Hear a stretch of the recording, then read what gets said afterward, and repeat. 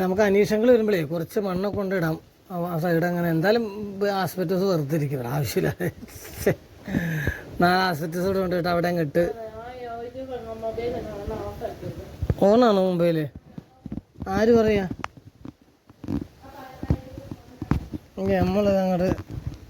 ഞങ്ങള് ഹോസ്പിറ്റലിലാട്ടോ ഇന്നത്തെ ദിവസം. ഹോസ്പിറ്റലിൽ പോവാം.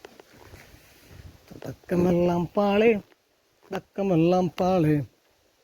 മണ്ണൊക്കെ ഇട്ടത് 4 ദിവസം മുമ്പ് അലക്കിയിട്ട് തുണി പാൻ്റാട്ടോ. അതൊന്നും എടുത്തു വെക്കാൻ ആരുമില്ല ഇവിടെ. ആരുണ്ട് എന്നെ സഹായിക്കാൻ? ഒരു മനുഷ്യരുമില്ല.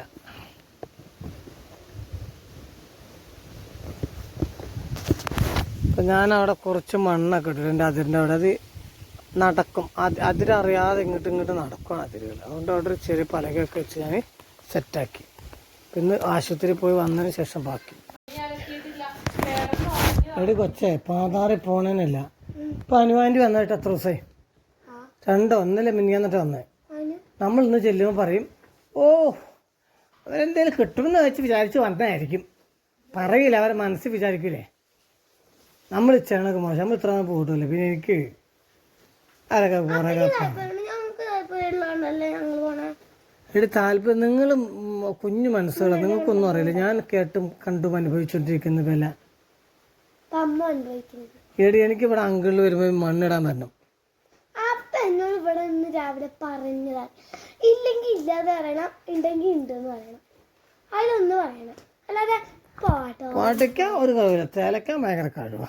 ശരിയെന്നാ വണ്ടി കയറും. അതില്ലേ എന്താ പാട് വിശേഷം? ആര്? ഇതോ ഓട്ടോറിക്ഷ ആണോ? ഇല്ല, ഞങ്ങളിപ്പോൾ തന്നെ പോകുക. ഞങ്ങൾക്ക് സമയമില്ല. ഞങ്ങൾ ഗൾഫുകാരൊക്കെ വന്നപ്പോൾ കാണാൻ വേണ്ടി വന്നത്. വലിയവളൊന്നുമില്ല, വലിയവളൊക്കെ അങ്ങ് ഗുദാവേറി പോയി.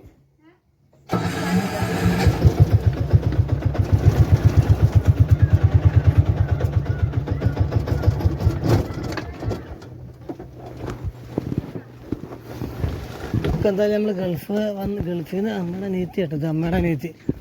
അപ്പോൾ ഗൾഫിൽ നിന്ന് കൊണ്ടുവന്നല്ലേ ഞങ്ങൾ ആശുപത്രി വന്നപ്പോൾ. ഈ റോഡൊക്കെ ഇത്ര സെറ്റപ്പ് ആക്കിയില്ലേ? ഞാൻ അറിഞ്ഞിട്ടില്ല. അന്ന് ഞാൻ 2 പ്രാവശ്യം വന്നേനെ. ഈ റോഡ് ഇത്ര വൃത്തിയായത്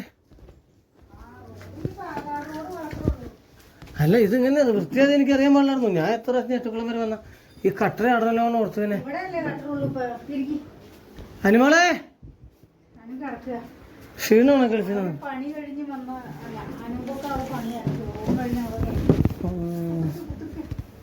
അത് ശരി.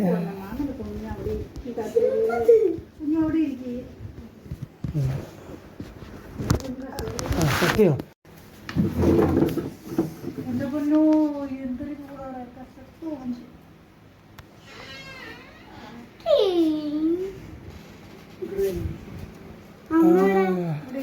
അനൂപങ്കിളോ?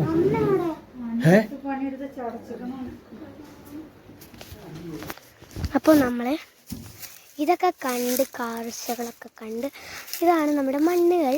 നല്ല എന്താ സോഫ്റ്റ് മണ്ണാണ്.